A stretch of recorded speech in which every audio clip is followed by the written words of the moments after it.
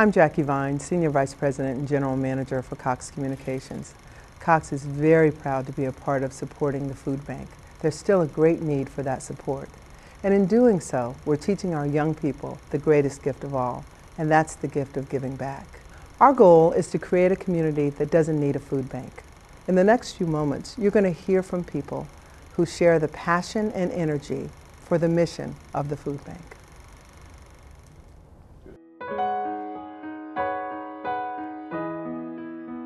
Imagine yourself going hungry on a regular basis. Imagine you're a child.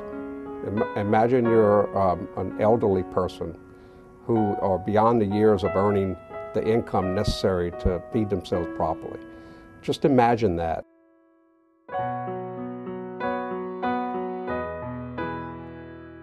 Poverty exists. It exists all around us. The solution to poverty, the solution to hunger starts at home. It starts in the life of each individual, their own self-awareness and their willingness to be aware of what's around them.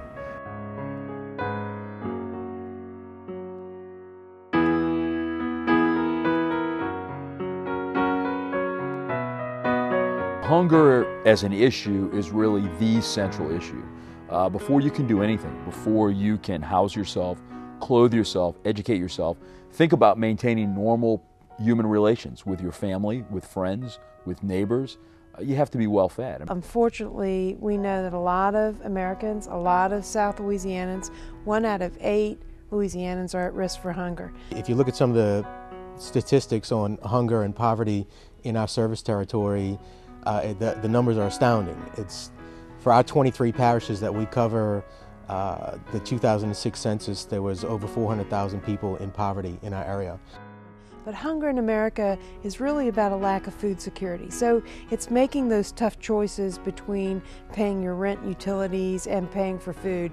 It's taking your food dollars and buying the cheap, often very fattening, less nutritious food, as opposed to the very nutritious food that would really be better for our minds and our bodies, and would stop some of the tremendous health issues and diseases that impact low-income people in this country. And to have over 400,000 people going hungry or at the risk of going hungry really tells a story that, that somebody needs to be helping those people. Second Harvest Food Bank of Greater New Orleans and Acadiana has a mission of leading the fight against hunger through food distribution, advocacy, disaster response, and education. Being involved in something like this is a very personal feeling for all the Cribbs family. There's nothing that really tugs at your heartstrings, if you will, than seeing kids that are hungry. I did not realize that hunger was so prevalent throughout our community. There would be more hungry mouths, old and young. If it wasn't for our food bank, there would be homeless people have nowhere to turn.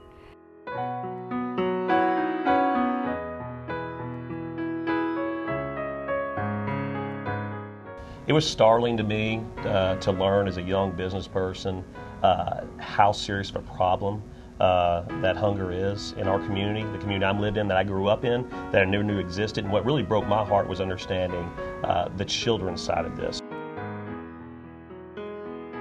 Here in Louisiana, unfortunately, the statistics are extremely bad. We rank 50 in the country for children at ages 5 and under who are at risk for hunger. To be food insecure is to have that sensation of hunger and not knowing how to solve it. And so how can you think about anything else in your life if you're food insecure?